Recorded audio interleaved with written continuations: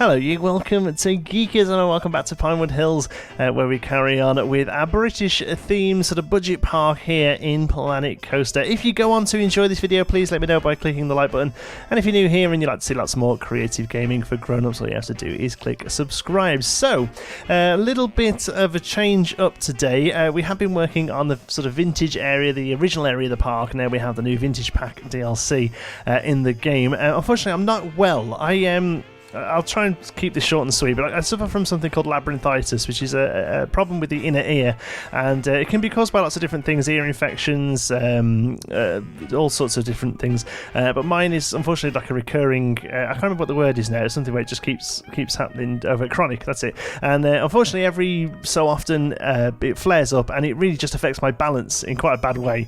Your inner ear is all to do with your balance, so luckily I haven't suffered from it for about 2.5 years, when I was basically on my arse for 4 months last time. I'm hoping this isn't going to be as bad this time because it doesn't feel as bad. It's not quite as severe, but basically it means I can't really walk very well at all. It's like I'm absolutely hammered drunk all the time, and it's quite exhausting, to be honest with you, because even just something like sitting down and playing a video game is quite hard work because the room's sort of spinning. And it's not as bad sitting down, it's worse when I stand up and walk around, but even still, it's a bit unfortunate. There's good things and bad things. I mean, bad thing, I've had to take some time off work. Good thing is it means I do just kind of sit at the computer all day because there's not really much else I can do. In fact, last time it happened is when I started Geekism. Unfortunately, for this first week or so, it's really quite disorientating, and I tried to carry on doing some stuff in Planco, sort of fine detailing, and I can't concentrate, I can't focus on it very well, but I still wanted to kind of do content because I really have got nothing else to do right now. I will be sitting at the computer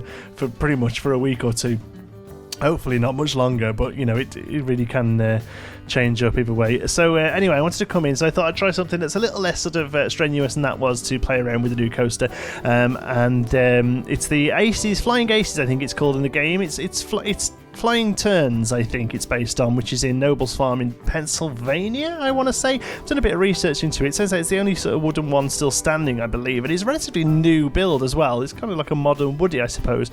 Apparently they had some real grief with it when it first started. It took them years to get it up and running and working, but it's pretty awesome. I watched a couple of POVs of it. It's a really jank coaster. It's got so many weird things going on about it. It's, you know, the support's everywhere. It's crazy, but it was quite fun to build. I was going to build a replica of the Bobsleigh, the Avalance at Blackpool, which is the only one of these coasters I know of in the UK. It's a steel coaster, that one, so it works a little bit different to this one, and I played around with getting rid of the supports on this and using the custom supports, but you can't get rid of a lot of the wooden supports around it, and also you only have these flying, these aeroplane style cars, so I decided, no, do you know what, in for a penny, in for a pound, we'll go for a wooden style one. So this is loosely based on the one in Pennsylvania. The layout, again, loosely based on it. Interesting, a few things about it that I wanted to really sort of get across with this one is it has two lift hills. It has a short lift hill that goes into the first part of the ride, and then after a little bit there's a second lift hill, and then it also has this ridiculously long brake run at the end. Once it finishes, you're genuinely sitting on this thing for 30-40 seconds, moving but just a straight line takes you past the transfer tracks, and then it has this a little bit that interacts with the path, and you can say interacts. It kind of just really slowly just kind of piddles past the path, and it's really kind of jank, just really rubbish layout, to be honest. So I kind of wanted to get that across, really. Unfortunately, when I do that, I don't know why I'm paused for so long here. I think I'm having a look at how it kind of works. Oh no, I was waiting to see if it made it up here, because I wanted to take a lot of the speed out before it hit the brake run, so that's what I'm doing here, just as I can. All this ends up getting changed. This second half of the coaster gets ripped out. I'll explain why in a moment, but I really love this idea of this just really rubbish, like 30 seconds end of the ride.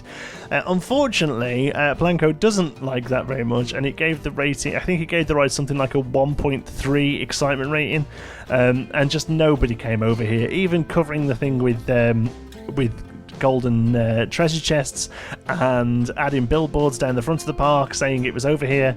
Just nobody wanted to ride it, so it ends up going through about 3 or 4 iterations. In a moment I'm going to show you a POV. Even that POV is a little old now. It's gone through another 2 iterations since then, I think. So in the next episode, when hopefully I'm feeling a bit better, I can start some detailing. We'll do the we'll do the detail of this and the scenery of it, and you'll be able to see the layout. Scenery wise, I want to definitely go down the Blackpool route. I thought it would be quite a nice idea to kind of mix the two, because they're the only ones I really know are this style of coaster that it's actually based on at Pennsylvania, and the Bobsleigh that I've ridden, which is at Blackpool. So I thought, well, we'll go for the Pennsylvania one regarding the layout, which includes this little third lift hill. Even I forgot about this one. Third lift hill back up to the station. That is genuinely there. That's not just me trying to finish the ride. Honestly, go and watch a POV of it. The thing is just so jank. But yeah, scenery wise, I want to go for the Blackpool, which is it's Alpine lodge basically. It's built like a ski lodge, and which is why we get the name Alpine Flyers, because it's kind of a mix between flying turns and the Alpine theme of the bobsleigh. The Avalance, sorry, at Blackpool. So that's going to be the theme of the ride. It's going to be a ski lodge, and also I think it'd be quite nice, something we haven't really done in the park yet, but something that happens quite a lot, especially at Blackpool, is where the theme is completely contained to the ride. Like, it literally just, the ride has just gone poof, and just landed out of nowhere, and it has this theme. So the Avalanche in Blackpool, it looks like a ski lodge. It's got skis stuck on the wall, it's got snow boots, it's got yodeling music playing, it's got this little animatronic bear band that sits at the front that I don't think works anymore, but it kind of plays the drums, umpa music and all this. Yeah, around it, there's nothing around it that's like that at all. The only things I can think of around it are well, it's pretty close to Icon actually, which is a Japanese theme, and some restaurants and a few other kiddie rides and stuff. But yeah, this I love the idea of this theme just being plonked around the ride, and that's something we're going to do here. So it's basically going to be a themed station, not much else. Although the Pennsylvania rides, I think it's Knoebels, it's pronounced, the park it's in. I apologise if I'm messing that up, though. That ride, it has these awesome supports that kind of go up and over the tube that I'm going to try and do with some planks. It looks really cool with some beams even. These like sort of almost like pagoda type beams that go across it. So again, we'll try and replicate that as well. So here I am just making sure the whole thing gets round. It doesn't quite finish that brake run there, so I realised that I haven't actually added drive tyres onto this. So we go back and make it into drive tyres. Again, the end of this ride here actually gets changed. We actually shorten it and shorten all this brake run stuff, even though I quite liked this ridiculously long brake run like the original. Yeah, the game just didn't like it.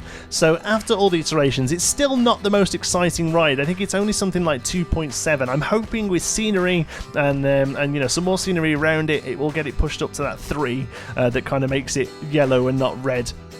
But even still, at the end, eventually people did come and ride it. So here's me just checking a few bits out. There is going to be a real-time POV in a moment. But yeah, so it's an interesting one to build with. There's, even with coaster restrictions off, the shortest you can make the track is 12 metres, and the smoothing's really weird on it as well. It seems to you'll be able to bank the smooth banking much better than you are being able to smooth track. If you smooth track, it just kind of squishes the whole thing in, and it's really interesting. One thing it does, what I've not noticed other coasters do that this one does, is as you are banking a piece, it will automatically bank the piece behind to follow through, which is quite nice. It means you get quite a smooth ride, but it's because it's so different to how coasters work in the game normally. It's a bit jarring to work with, and I think it's going to take me a couple of goes to really fine tune it. So I'll probably play with this through the week. And here I'm throwing the track down a bit because the station was so high. The reason the station's so high again is based on the Blackpool one, the Avalanche station. It's very, very high. You'll go almost up 2 flights of stairs to it, and there's some shops and stuff underneath. So again, that's something we're going to recreate. But again, it does change a little from what you're looking at now. But the first half, at least, this is all pretty samey. So you've got this first half here. Apologies, you know, we're running at sort of like 15, 20 FPS now, so it's a bit jittery, a bit jumpy. So you get like a figure of 8 that then goes into the catch area there. Again, it's probably going to be too quick into the catch area. It messes up the swinging motion a little bit, but you know, it's about as best as I think I'm going to get it. It's a bit of a funky coaster. This it looks great, but some of the ways it works are a little funky. So the second lift hill then comes into the second section. Nice big helix down, that, and now here pretty much is where it changes. So at the moment it goes right back ahead again. You get this sort of S-bend that I thought was quite cool, into another helix. This is all gone now. Instead it goes into a helix and then a smaller S-bend instead of the brake run, and then into the curve round. So it keeps the ride a little bit shorter, a little bit more interesting, because obviously, you know, Planko, it's ERT ratings, that's excitement. It's not ERT, it's all is it excitement, nausea, fear, ENF, that's it, the ENF ratings. This last section here just completely crushes them. So, you know, we want to get people over into this area. We're struggling to get people up into this area, actually. One thing I need to do is go back and add some signage all around the place, pointing people to this area, get some over here, and maybe we need to look at some sort of transportation system. You know, we got rid of the boats because I felt like they were a bit too big for the lake. But, you know, maybe something like an underground monorail that we can tie around the chain lift. So that, not the chairlift, the chairlift we've got that Rubel put in. Maybe what I'm thinking is we can make the stations of that go underground into a monorail, so it looks like people are going to get on the chairlift and then coming off the chairlift at the other end. We can even name the monorail chairlift in the game. So I'm thinking maybe, I don't know whether it'll work, it's going to be a bit of work trying to figure out queues and stuff, but I'm thinking maybe that might be a solution to get people over to this second half of the park, because they really just ain't moving over here. Anyway, that's all I've got time for today. Like I say, a shorter episode, we're not much going on, just until my head settles itself down a little bit. It's absolutely spinning. I'm having to hold the desk here to keep myself up against the microphone, but hopefully over the next week it should figure itself out a bit. Thank you so much for watching. If you've enjoyed it, please give us a like, it really does help out the channel. And if you're not already, don't forget to subscribe. Any thoughts, queries or suggestions, you can pop them down in the comments. And if you fancy a chat, you can find me on Twitter. I'm at John T. Sparrow. If you'd like to join in with the Geekism community, you can do so over on our Geekism Discord server. You'll find the link for that in the description. Thank you very much for watching. I'll see you in the next one.